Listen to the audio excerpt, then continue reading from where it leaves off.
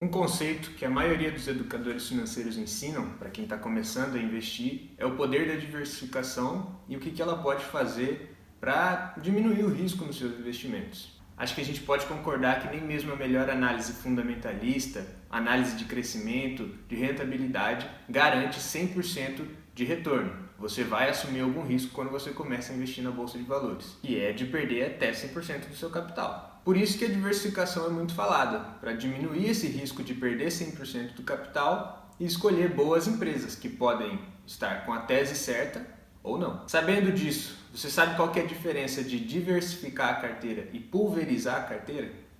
É isso que você vai descobrir no vídeo de hoje. A bolsa de valores em si, aqui no Brasil, tem algo muito conhecido, que a gente vê nos jornais, que é chamado de índice Bovespa. Então, quando o jornal fala a bolsa hoje aqui no Brasil fechou com uma alta de 2% ou uma queda de 1%, queda de 10%, como a gente viu nesses últimos meses. Esse é o chamado índice Bovespa. E ele nada mais é do que várias empresas e ele replica a rentabilidade dessas empresas, principalmente das maiores aqui do Brasil. Então, o ideal para a gente ser um bom investidor é, além da gente acompanhar esse índice, a gente descolar dele um pouco. Por exemplo, se ele sobe 10, a gente quer que a nossa carteira suba 11 ou 12, ou se ele sobe 3, a gente gostaria que subisse 4 ou 3,5, sempre a mais. E na queda a mesma coisa. Se ele cai 10, a gente gostaria que a nossa carteira caísse 5 ou 6, sempre descolado desse índice para ter uma rentabilidade um pouco maior do que a média. Mas é claro também que ele pode subir 10 e a nossa subir 5, ou ele cair 10 e a nossa cair 15. Isso vai depender do grau de risco que você escolheu assumir. Então, vamos ver o que é pulverizar aqui no papel. Eu vou gravar para vocês e vocês vão ter uma visão melhor do que é. Vou mostrar o conceito de pulverização no papel, para você conseguir entender melhor. Então, se você escolhe empresas como Bradesco, Petrobras, Itaúsa, todos esses códigos aqui são os códigos de negociação delas, tá? Itaú, ABCB, que é um banco, Energisa, é isso aqui. Banco do Brasil, Randon, Iguatemi, Equatorial e Vale. Todas essas empresas juntas têm uma correlação de mais de 80% com o índice Bovespa. Então, quando você vê no jornal que a bolsa fechou com uma alta de 2%, a sua carteira vai fechar com uma alta de mais ou menos 2%. Entende? Então, se você escolher essas 10 empresas aqui que eu coloquei, você pode achar que você vai estar diversificando, mas na verdade você vai estar pulverizando a sua carteira.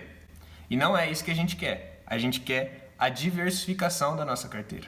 Porque quando o índice Bovespa sobe 2%, a gente quer que a nossa carteira suba 2,5% ou 2,2%, não precisa ser uma descolagem do índice Bovespa tão grande assim também, pode ser uma descolagem um pouco menor.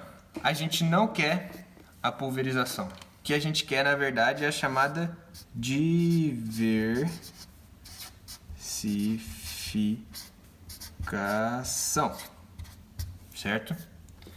E o que é isso? Você pode escolher aquelas 10 empresas que eu falei antes, mas para você diversificar e descolar mais ainda do índice, você pode escolher small caps, fundos imobiliários, os famosos FIIs, e você pode investir no exterior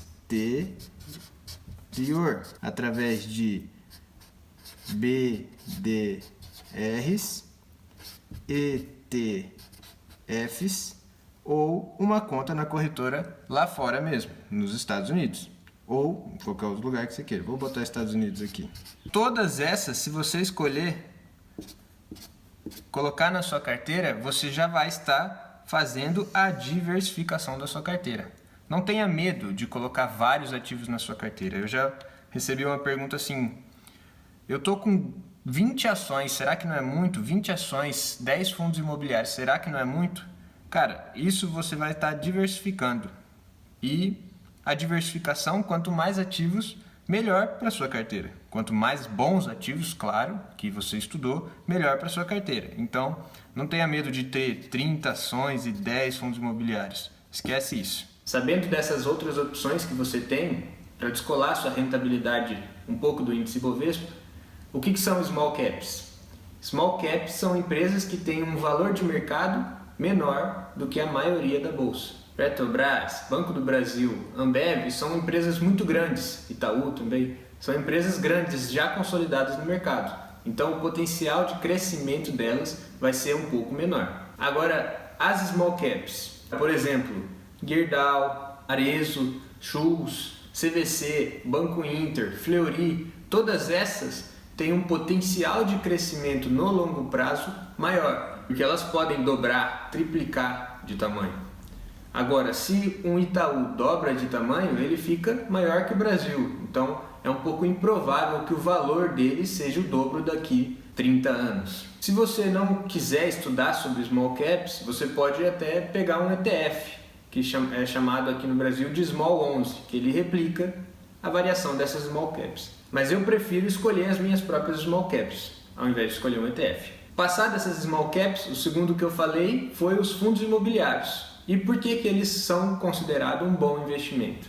Porque além de você ganhar com a variação dele, que normalmente é menor que a das ações, as ações variam um pouco mais de preço durante o dia e os fundos imobiliários um pouco menos, você recebe todos os meses os aluguéis. Então, por exemplo, se o fundo paga 0,5% em uma cota que vale R$100, você vai receber 50 centavos todos os meses. E por fim, outro investimento que você pode fazer são investimentos no exterior. O primeiro que eu falei foram as BDRs, que são basicamente o papel das empresas americanas aqui na corretora brasileira. Mas para você investir em BDR, você tem que ser o que a gente chama de investidor qualificado, ou seja, ter declarado mais de R$1 milhão investidos. Essas BDRs ainda é para poucas pessoas que investem, não é para todo mundo. Então não cabe a mim falar. O segundo que você pode investir é em um ETF, que aqui no Brasil é chamado de IVVB11 e ele replica o S&P 500. O que é o S&P 500? São as 500 maiores empresas do mercado americano. E esse IVVB11 vai replicar a rentabilidade delas. Pontos negativos desse ETF: ele não paga dividendos, ele põe direto no valor da cota. E assim como todo ETF, ele tem taxas de quando você vender e não tem isenção de imposto de renda dos R$20 mil. Ou, se você não quiser investir em BDRs nem em ETFs, você pode criar uma conta na corretora lá fora, tanto nos Estados Unidos, ou se você quer investir em empresas da Europa, você pode criar uma conta numa corretora da Europa. Eu conheço duas, que é a Avenue e a TD Ameritrade, que eu já falei no meu Instagram sobre elas. A TD Ameritrade tem taxa zero e a Avenue não tem. Aí cabe você escolher qual vai ser melhor, e isso aí é a opção de cada um. Você pode comprar Bitcoin também. Bitcoin é muito conhecido pra gente, que ele tem uma variação muito grande. Você pode abrir uma conta numa intermediadora de Bitcoin e comprar. Isso aí vai do perfil de risco de cada um. Hoje eu não tenho, mas tudo é preço. E esse foi o vídeo. Espero que você tenha entendido a diferença de diversificar e pulverizar, até porque foi a minha intenção nesse vídeo. E espero que tenha ajudado você a começar na Bolsa de Valores, a entender um pouco mais sobre isso. Se você gostou desse vídeo, deixa um like aqui embaixo, se inscreve nesse canal e, desse lado, me siga no Instagram também, que lá eu tenho um contato mais direto e mais diário com todas as pessoas, com todos. Você pode me mandar perguntas nos stories lá que eu vou responder. E é isso, gente. Muito obrigado. Tchau.